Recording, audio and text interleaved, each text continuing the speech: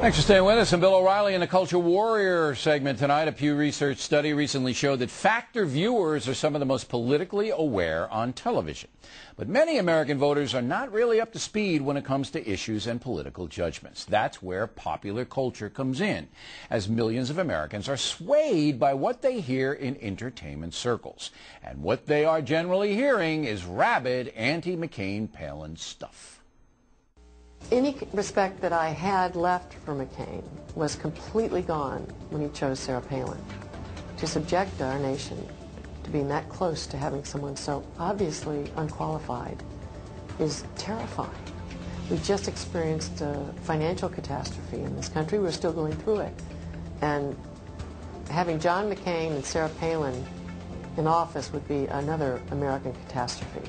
She has the worst strain of that sickening Republican disease where she sits on TV all day long and says, you know, we've got to stop government and big government hurting us, all of us. Government is so bad. John McCain scares me even more than Sarah Palin. You know who's not invited to my party?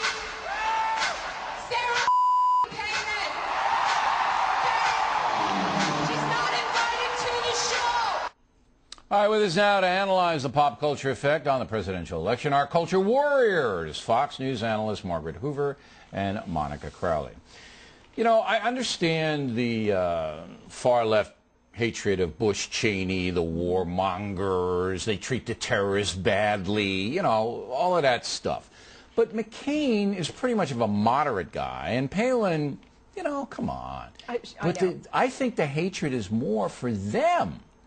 I think it's topping the Bush-Cheney hatred. You know, there's so much disingenuousness going on when you hear these celebrities say, you know, bashing McCain. Palin is a separate issue, but bashing John McCain, you hear this in the left-wing media too. John McCain was their favorite Republican for 2 decades because he stuck his finger in the eye of the conservative movement many times, and they all went out, Bill, constantly and said, we love John McCain, he's our favorite Republican, he's a Republican we could vote for. Well, now he's the Republican presidential nominee, and all of a sudden he's the Antichrist. Come on, they're just worried that given the climate, which is very volatile, and even though their guy, Barack Obama, is still leading in the polls, that anything could happen. They saw it in 2004. They saw Bush and Cheney win re-election against John Kerry, even though they were all out for John Kerry. There's a little bit of panic here going on and a lot of dishonesty. Will you see? I think the hate for Sarah McCain is palpable. I think it's vitriolic, and I think it's the same strain of hate they have for George W. Bush. A friend of mine had dinner with a liberal Hollywood screenplay writer, and he had taken time to think about this. I think you'll agree with this assessment. The thing they hated about George Bush, remember, was that he was an unsophisticated cowboy from Texas who got into the presidency. So he went to Yale and Harvard Business School. So goes their narrative. They totally choose to ignore that his undergraduate was at Yale and his MBA was from Harvard. Totally choose to ignore that. He is a ruthless, reckless, uneducated, uncouth, uncultured in the ways of the world cowboy who only got to be the president because his dad did. And it's that same vein of vitriol, I think, that they have for Sarah Palin, that she is unsophisticated. She is from Alaska, a sort of a backwoods place that nobody's really ever been to, that nobody's heard from. She doesn't have the sophistication to sit down with world leaders in Europe and negotiate bilateral treaties. If that's all it is, it would just be a snooty factor then. It would just be they'd be looking down. That's part of it. But if you read the faces of Sybil Shepherd, not Baldwin so much, he's always been, you know, that way. But if you see Madonna going out of her way to make a complete fool out of herself during her concert, look at Shepherd's face. I mean, you know, it's real intense hatred. There's 2 different things. There's, first of all, the people like Madonna and Sybil Shepherd aren't part of the group of women who should be the first women to be in the vice presidency. They are women who believe in reproductive freedoms. They're very different from Sarah Palin. That's what I think it is. It's an abortion play. It's an abortion play. It's part of that. Then you have like the Lindsay Lohans and the sort of B-rate celebrities who are just plain jealous of the press she's getting. Well, they also want to get on a bandwagon and be accepted. I agree with the point about Sarah Palin because those women that you put up, Madonna, Sybil Shepherd, you got Roseanne Barr and others that that you didn't highlight, those are all women of a certain age who were in the first wave of feminism. They don't understand this woman. They don't get Sarah Palin. How the fruits of feminism could produce a pro-life conservative woman, they think that their whole movement and their fight has been hijacked. The problem with these celebrities is that they don't work unless they go out publicly and say, I'm a Democrat, I'm a liberal, you know, stick it to the Republicans. So they're like lemmings off a cliff. They move en masse. They move in one giant group with their ideology. So say that's true, and they're moving en masse into Entertainment Tonight, where that Sybil Shepherd, that ran on Entertainment Tonight. And millions of people watch Entertainment Tonight. So how much does that help Barack Obama with the uninformed voter, with the voter who's going to show up on Election Day, but doesn't really pay attention, doesn't really know that much? How much does it help?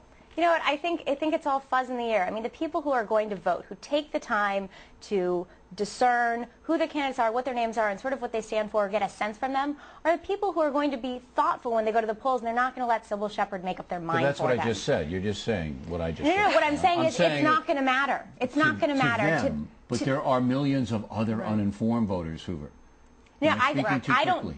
No. What I'm saying, Bill, is I don't believe that we have millions of uninformed voters in this country. I think voters in this country inform themselves and they go to the polls to vote because we have Americans are smart, Bill. You know that. Americans are smart. People who watch this program are. Now, do you believe that there aren't millions of uninformed voters in this country? All of those celebrities you just played, there's not a lot of thinking going on, okay, with these people. No, but I'm talking about the folks now. I submit to you that half the electorate doesn't know what they're doing. Right. And I could walk out right now and say, why do you support Barack Obama? And they would look at me and go, I don't know. But you have to ask first, are you going to vote? Are you likely to vote? Because a lot of people might support him, but are they actually going to take the time to go to the poll on November 4th and pull the lever? But let me just finish my point about not thinking. The celebrities you showed are not thinking. Are you telling me that P. Diddy is not thinking? Are you sitting there and are you accusing P. Diddy, Puff Daddy, of not being a thoughtful man? Yeah, pretty much. Okay. And so your question about voters who don't necessarily think through, you know, their policy positions and so on, younger voters in particular might be swayed by seeing, well, Sybil Shepherd is a little, you know, she's a little on in years. But I'm just worried that Bruce Willis might be swayed. Some of the younger people watching Lindsay Lohan or P. Diddy might in fact be affected by so there is a small percentage of people you're saying, Crowley, that will be affected. Especially because you have a celebrity candidate in Barack Obama. So it all ties in. Okay, here's what I want you to do. I want you to take Hoover to South Beach for the weekend. Okay? Right. Going to South Beach. And you guys go. All right, as Culture Warriors. You paying? And you ask them. You're paying, right? I think we could probably work it out. The Greyhound bus leaves in about an hour. Awesome. Okay?